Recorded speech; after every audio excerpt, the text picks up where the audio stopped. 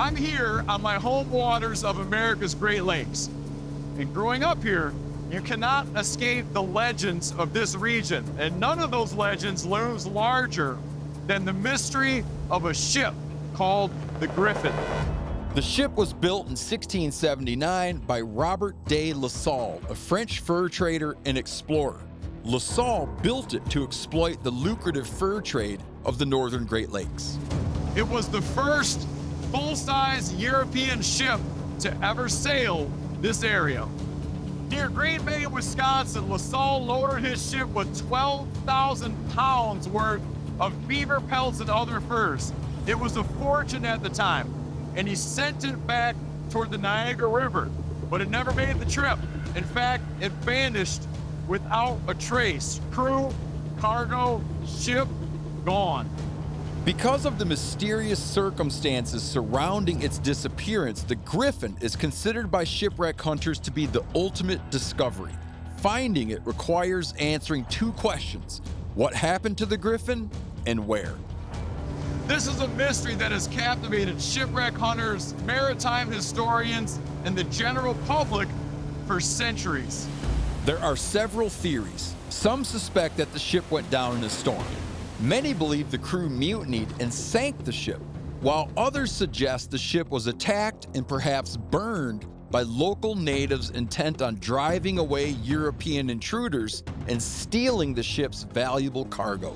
There have been roughly 27 serious claims made of its discovery. In fact, there's a joke that the Griffin is not only the most hunted ship in the Great Lakes, but the most found. Yet each of these Griffin claims has crumbled under the weight of the intense scrutiny that accompanies any declaration of a find. Big claims require big evidence. As yet, no one has cleared the bar. I'm here to take my own crack at it. As a hunter, a trapper, a fisherman, a diver, and someone obsessed with the history of my home waters. Right now, we're pulling out of Fairport, Michigan, in Michigan's Upper Peninsula, and I'm headed out to the site of the latest Griffin claim.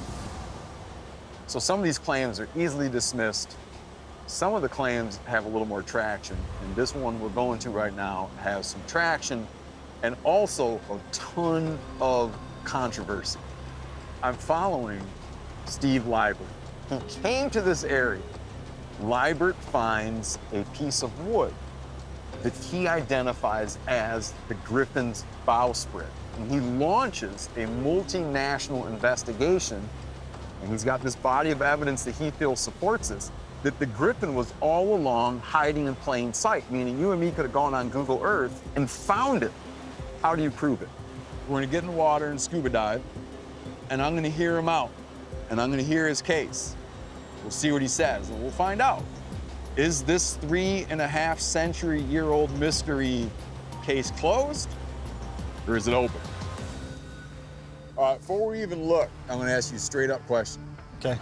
What is the probability, like from 0 to 100 in your mind, what is the probability? 99.99. No! Yes. So in your investigations, you found what you identified as potentially the bowsprit or a component of the Griffin, and what critics argued was a pound net steak. If you look at the structure of a pound net steak compared to a bowsprit, they're completely different. So here's the argument in layman's terms. A bowsprit is the long piece of wood that shoots out from the bow or front of a boat like a narwhal's tusk. A pound net steak is a long pole of wood that is driven into the bottom of a lake or ocean to support a large fishing net.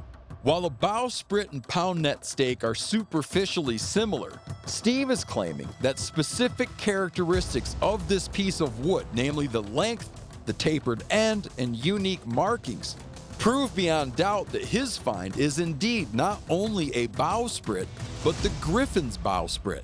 However, American archaeologists and maritime historians believe Liebert's bowsprit is just a lowly pound net steak. It's currently in Liebert's possession, securely stored away and not available for public viewing. So with no way to see it myself, it's impossible for me to make any determination. That said, If you were to drain the water in this area, you would see that we are surrounded by literally hundreds of pound net stakes, all sticking out of the bottom of the lake. They are navigational hazards, clearly marked on charts. I was talking to someone that said of this site, when I had asked, I said, what would satisfy you? Like, what would make you say, damn it, they found the Griffin? She said, cannons.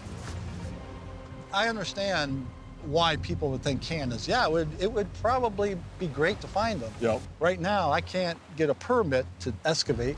All right, so we're gonna be able to get in the water and take a look. Yes, you are. You'll be able to show me some of these attributes. Yes, I can. Well, let's go, let's take a look.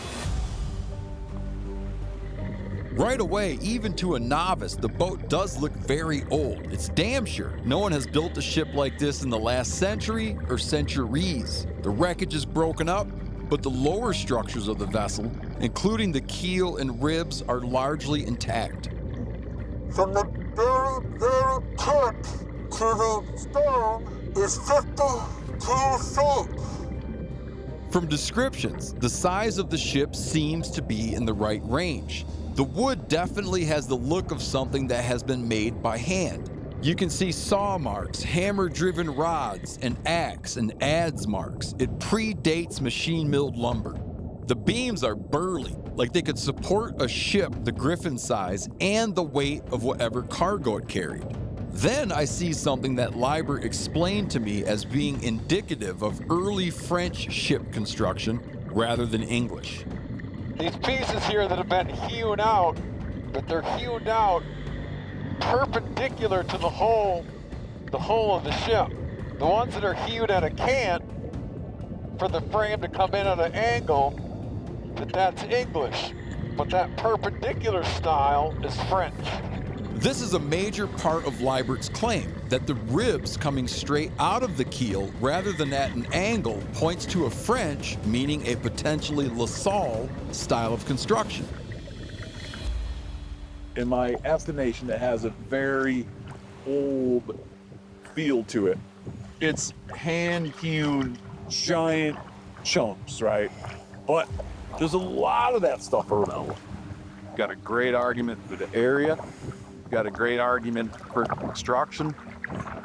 But without those cultural materials, man, without the cannons or French artifacts and stuff, it's got to be impossible.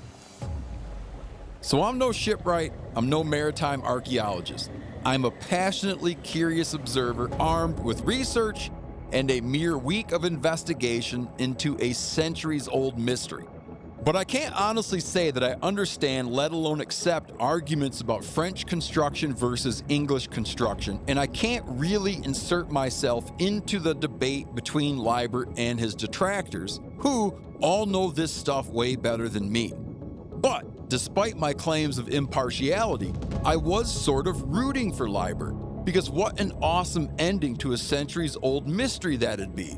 The Griffin was hiding in plain sight all along, just waiting for the right person with deep passion and commitment to find it. Big claims need big proof. And there's really only one way that Liber is going to win this argument and earn the prize of discovery. He needs those 7 cannons, and those are nowhere to be seen. So, without the cannons and without the buy-in of Libert's peers, I just can't accept this claim as anything other than a sort of who knows, maybe kind of thing. In my opinion, Liber ain't got it. But here's the thing, I'm optimistic. I do think that someone is gonna find that ship. The technology is getting so good and the community I met is so passionate that I think they're gonna do it. These waters have a lot of secrets and someone, somehow, is gonna pry those secrets out of them.